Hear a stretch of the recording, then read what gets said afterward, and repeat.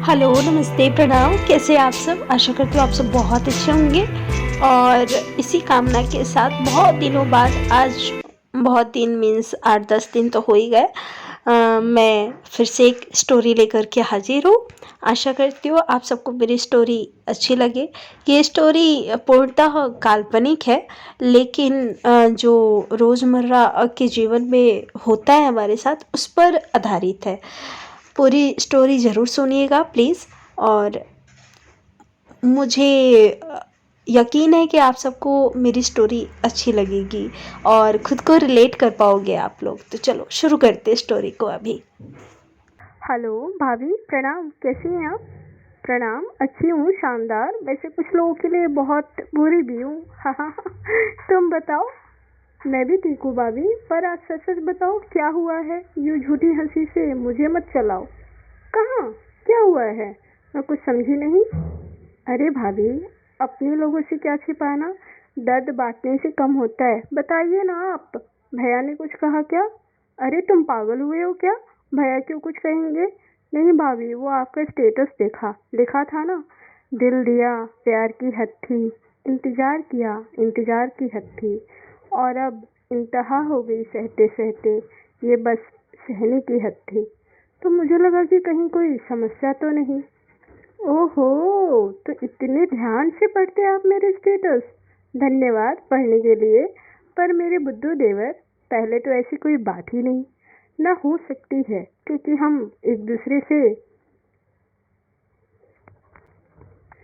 क्योंकि हम एक दूसरे के दिल से जुड़े हुए हैं।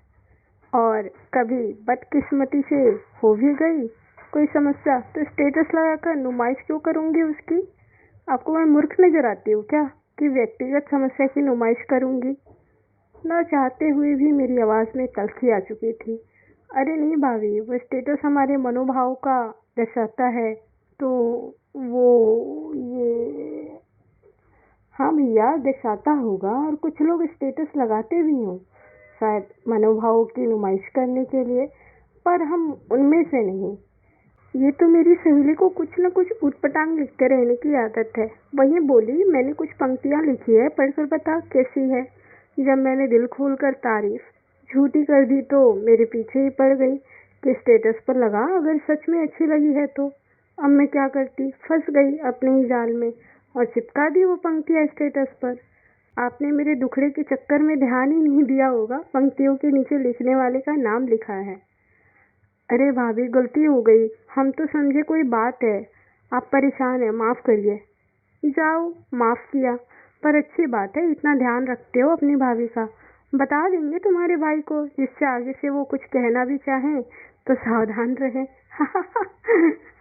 अरे भाभी, कान खींचे बंद करिए प्लीज़, गलती हो गई। सुनो देवर जी, काम की बात। कभी भी किसी के स्टेटस को उसका हाल दिल समझने की भूल न करना, खासकर हम जैसे समझदार लोगों का स्टेटस कभी भी किसी को हाल दिल बयान नहीं होने देगा।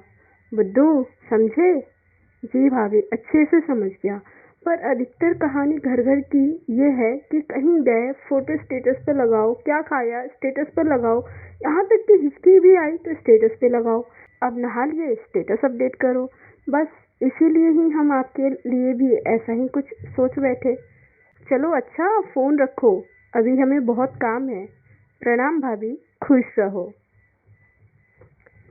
दोस्तों, बहुत से लोगों की आदत होती है, कुछ शायरी नुमा स्टेटस पढ़ते ही आपके हमदर्द बनकर आ जाएंगे। आपके साथ भी ऐसा कभी ना कभी हुआ तो अवश्य होगा, क्योंकि मुझे तो यह भी कहानी घर घर की लगती है आजकल। क्या कहना है आपका? कमेंट बॉक्स में लिख डालिए। स्टोरी अच्छी लगी तो लाइक कीजिए। और मैं किस टॉपिक पे स्टोरी डालूं, कृपया मुझे सजेस्ट कीजिए और सब्सक्राइब करना मत भूलिएगा। अपने दोस्तों तक भी शेयर कीजिए। चलिए, अभी के लिए इतना ही। फिर मिलते हैं एक नई स्टोरी के साथ, एक नई कहानी के साथ।